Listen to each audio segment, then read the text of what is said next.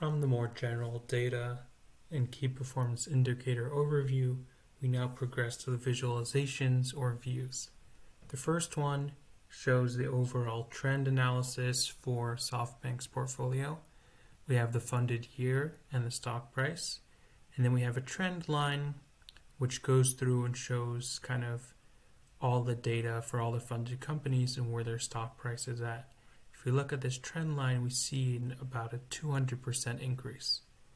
Also interesting to know, we have a couple of outliers with quite high stock prices. I believe in this case, this company is BuzzFeed. The next view is the abstract return on investment. And this is a calculation which the denominator is the amount of investment and the numerator is the current stock price. And that resultant number shows kind of how much return on investment there is, kind of in an abstract format. And the bigger a company name is on this word cloud, the worse of a return on investment there is. I mean, Zynga kind of has famously cratered, so I'm expected to see that company on this list. I mean, for a company like BuzzFeed, I mean, while it kind of looks like it has done more poorly, it is kind of a company that has a lot of potential. So there is more investment in it, even though the stock price, it has a high stock price, but kind of the invested money in it is a great deal as well. I utilize the stock price to filter out to make sure that defunct companies weren't included in this view. And we use the marks tool to investment to stock magnitude, which is a custom column, and then a company name for labels.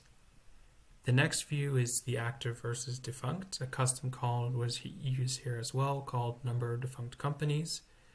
And it just kind of shows if a company in the stock price table has a price of 0, it is defunct.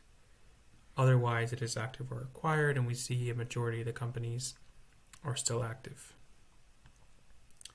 Next, we have a highlight table, which shares the company name, company country, the market, and their current stock price. And then this has color gradients to show, kind of to compare their stock prices. There are actions which we'll get into more detail on later. And we've used a basic sum of stock price for both the label and also the color to give that gradient effect.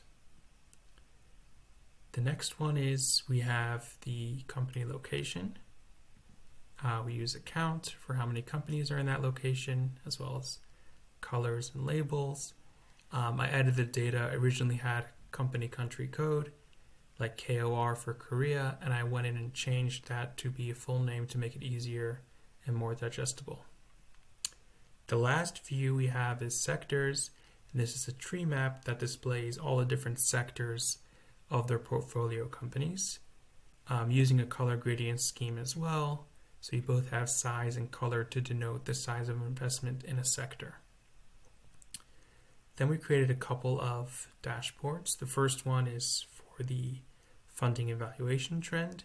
I didn't use any filters on this one because I didn't want to mess with the calculation for this view.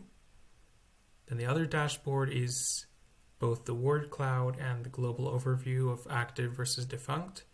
Again, the same reason I didn't want to include a filter to mess with the calculated fields.